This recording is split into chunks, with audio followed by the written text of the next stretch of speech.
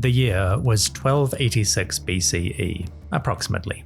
The king of Egypt, Wasmuria Satepnaria, or Ramesses II, had recently returned from a campaign into Canaan and Syria. Things had gone unsatisfactorily. Ramesses' army had unexpectedly faced the Hittites before Kadesh, in a near-catastrophic ambush. On the field itself, one might credit the Egyptians with a limited skin-of-the-teeth victory. However, make no mistake, strategically, it was a Hittite triumph. But the wars were not over. Over the next few years, Ramesses and his followers would launch a new series of campaigns. Egyptian armies marched into Canaanite regions like Galilee and Moab, attacking small kingdoms and subjugating them. Subsequently, the pharaoh's troops would push north once more. In some cases, their marches took them well north of Kadesh, resulting in bloody sieges. In short, the Battle of Kadesh ended nothing. It was merely another phase in an unfolding conflict. First things first, let's explore the fallout of Kadesh on the enemy side. As Ramesses returned home, the Hittites celebrated their strategic victory and looked to new opportunities. Muwattalli, king of Hatti land, was in a strong position. Looking out from the walls of Kadesh, he could see multiple paths of expansion. Thus, the Hittites did what you might expect. They marched. At this point, our history is terribly uncertain. Written documents, including ones from Hatti, might describe the aftermath of Kadesh, or at least phases of the Hittite-Egyptian war generally. But as we will see, there are gaps in this part of the tale. The first text comes from a high-ranking Hittite, specifically from Muwattalli's own brother, a man named Hattusili. Hattusili, or the man from Hattusa, referring to the great Hittite city, was a prominent member of his brother's court. He led armies, governed provinces, and wielded enormous influence in the corridors of power. Hattusili outlived Muwattalli, and several years after Kadesh, he inscribed a clay tablet with a memorial of his brother's wars. In one fragment, Hattusili described a conflict between the Hittites and Egyptians, one that might relate to the Battle of Kadesh. Hattusili wrote the following, quote, "My brother Muwattalli campaigned against the king of Egypt and the king of Amurru, and when he defeated the kings of Egypt and Amurru, then he, Muwattalli, went to the land of Abba. Muwattalli, my brother, defeated Abba, and he went back to Hatti, but he left me in Abba as governor." End quote. This text is intriguing, but also frustrating. Hattusili mentions Amurru, which is west of Kadesh, and also Abba, or Upe, an Egyptian province to the southeast. Geographically, the text seems to record events in southern Syria, and in the general region of Kadesh.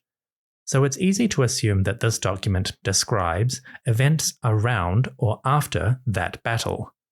Notably though, Hattusili does not mention Kadesh at all, nor does he name the king of Egypt against whom Muwattalli was fighting. That's a problem. Muwattalli II reigned for about 23 years, and he died in the first decade of Ramesses II's rule.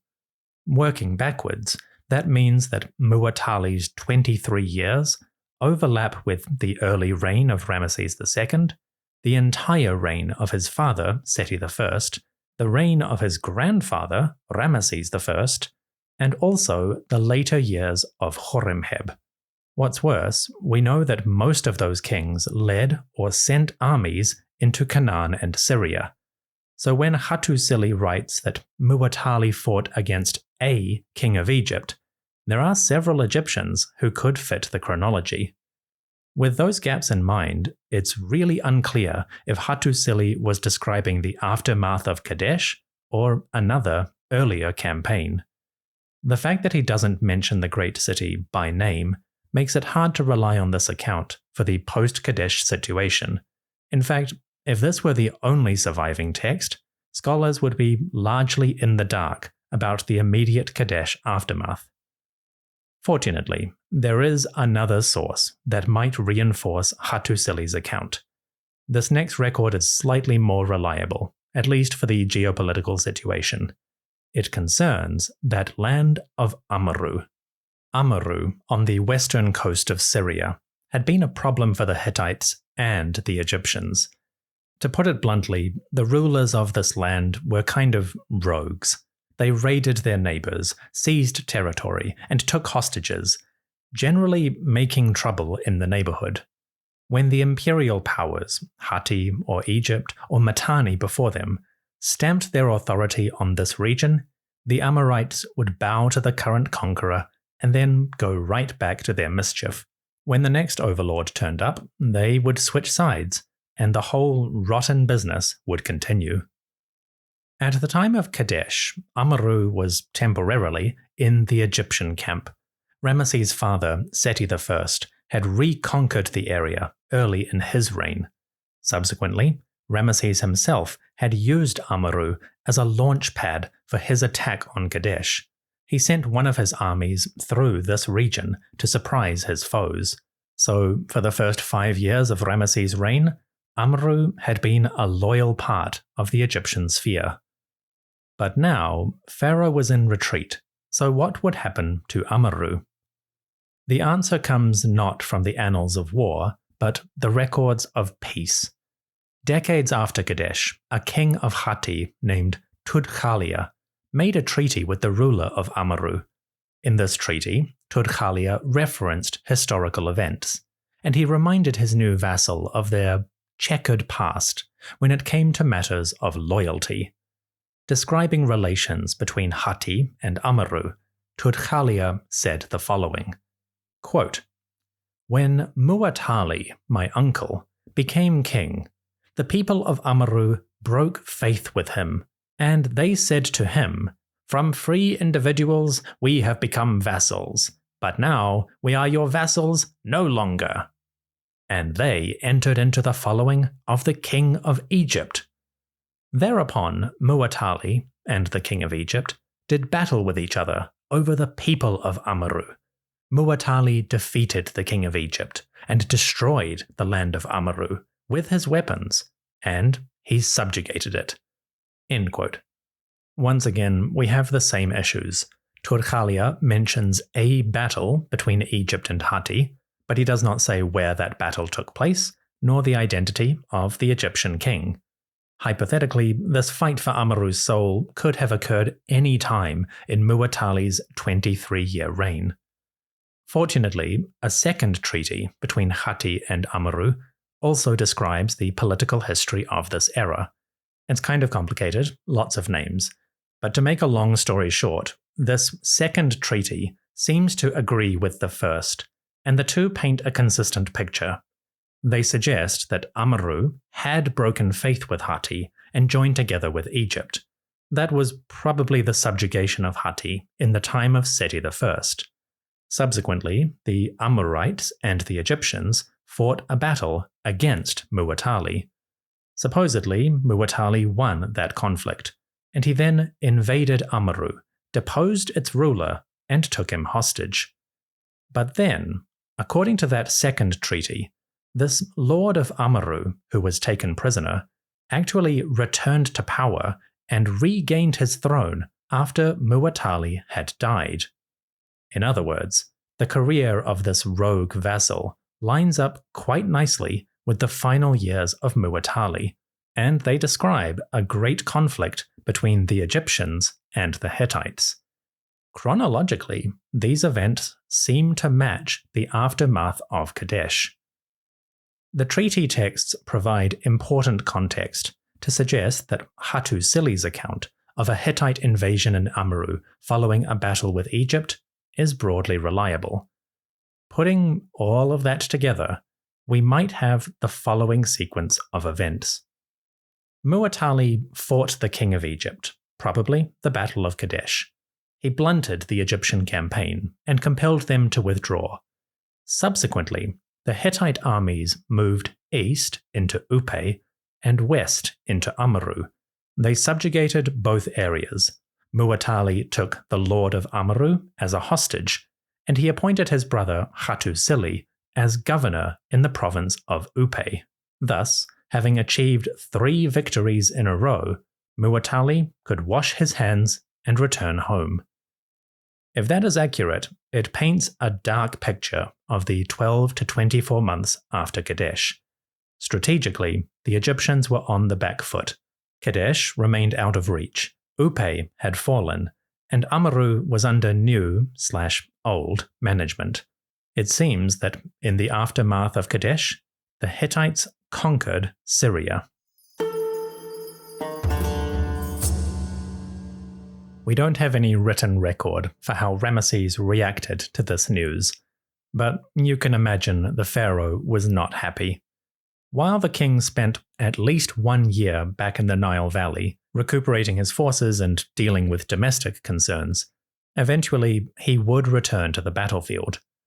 The first secure date is regnal year 8, when Ramesses recorded on the walls of his temples a string of towns that he captured across northern Canaan. You can find this list on the pylon of the Ramesseum temple on the west bank of Waset, modern Luxor. Here, a series of images show small castles, like fortified towns with battlements and crenellations, and prisoners marching forth from each. These towns are named, although many of the names are weathered and damaged.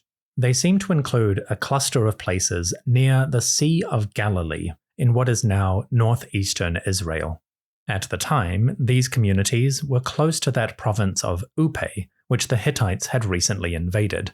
So geographically, the frontier of the Hittite-Egyptian War had suddenly shifted far to the south.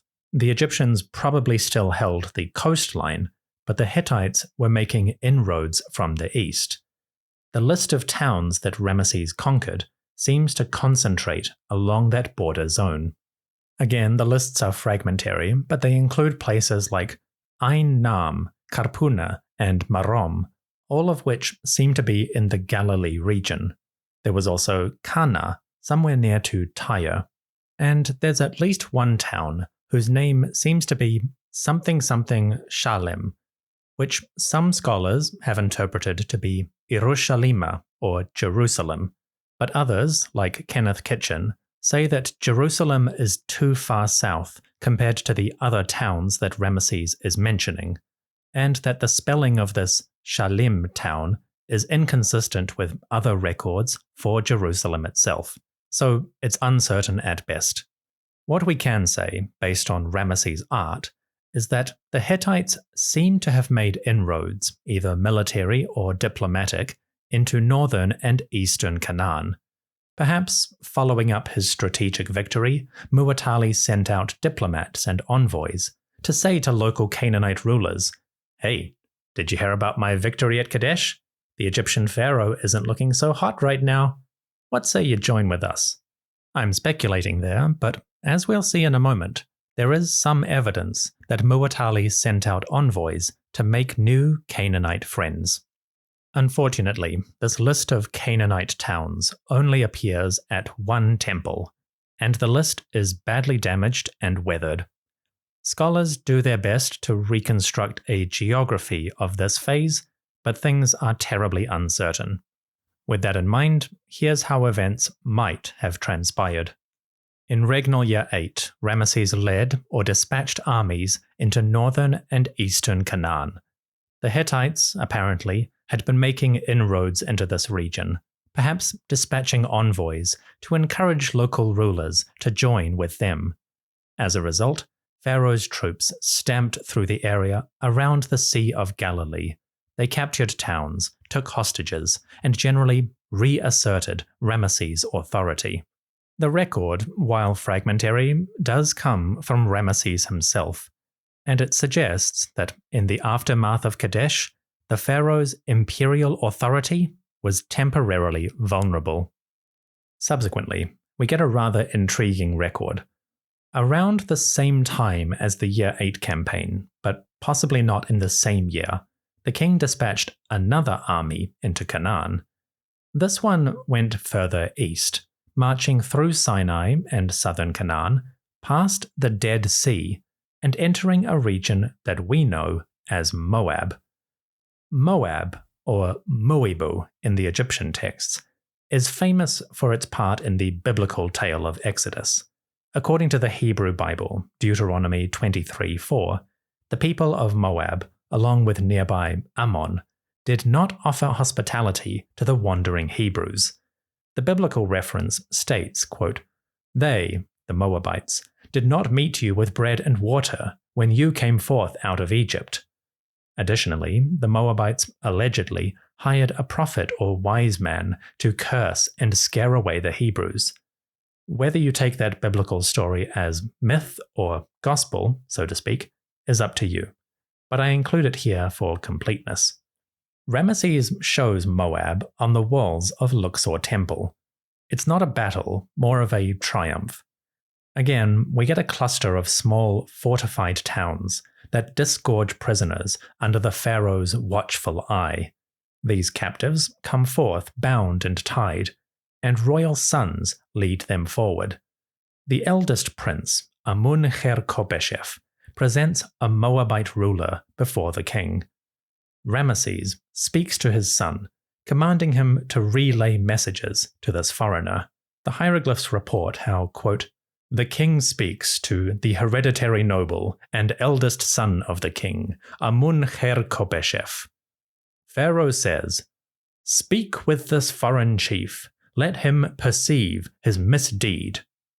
Subsequently, Amurru speaks to the Moabite, and he says, quote, "You, Moabite, are wretched. One does not know your good deeds at all. So it is said in the palace, for you have allied yourself with the Hittite, who is another wretched man, just like every other of your sort." End quote.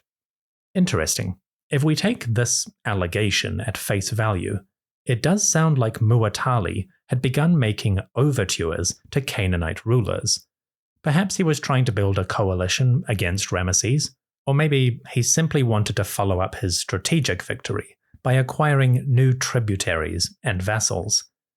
Unfortunately, Ramesses' intelligence network was now doing a better job than it had before Kadesh.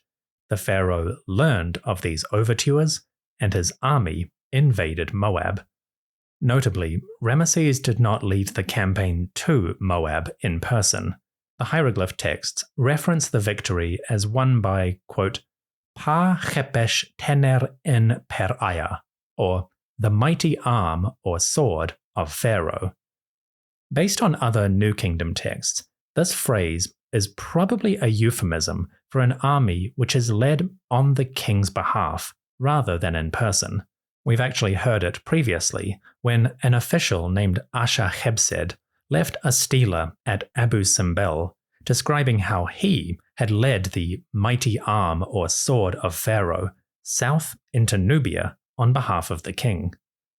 So it seems that having learned of Moab's disloyalty, Ramesses did not bother to march in person. He dispatched commanders to do the job for him. Unfortunately, we don't know who these commanders were. Egyptian royal art presents everything as an accomplishment of the king, or at least his family.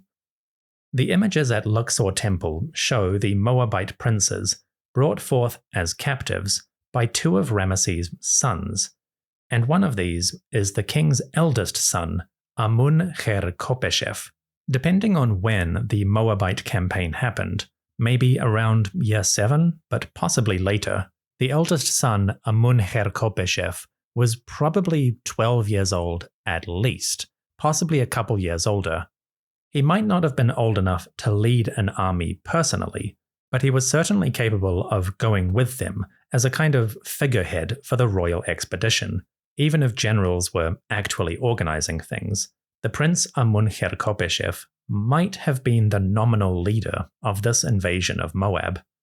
That is speculative, based on the art, but the fact that Ramesses did not go in person, but he does show his sons bringing forth these prisoners, might tentatively indicate that the king was starting to promote his eldest prince. Amurru would inherit the throne one day. It was time he learned of war. As we will see in the next chapter, Ramesses was quite happy to put many of his sons in harm's way. As the eldest princes grew older, becoming what we would consider teenagers, they began to participate more and more actively in military affairs. But that is a story for another day.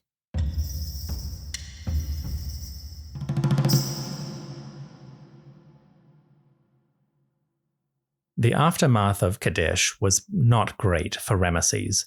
The Hittites apparently invaded the region of Upe, part of southern Syria, and they also reconquered the land of Amurru along the Levantine coast. Coupled together with the strategic defeat of Kadesh, it seems that Ramesses had now lost control of most of the Syrian territories. The king did not take that lying down. Subsequently, he began dispatching armies into eastern and northern Canaan, first to quell rebellion and to reassert his authority. Muwattalli, it seems, was dispatching envoys to stir up trouble or perhaps acquire new vassals. The Egyptians responded strongly, conquering or reconquering territories around the Sea of Galilee and the land of Moab, and thus stabilizing their borders so that they could push further in the next campaigning season. That season would follow immediately, and Ramesses would go much further than he ever had before.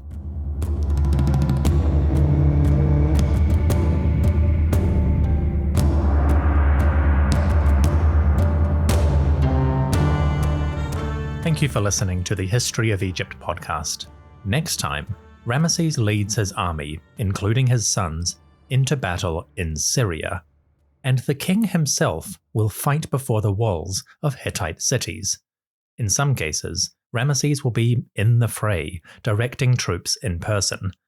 Quite a dangerous position to put your monarch, but Ramesses was going to do his warrior thing.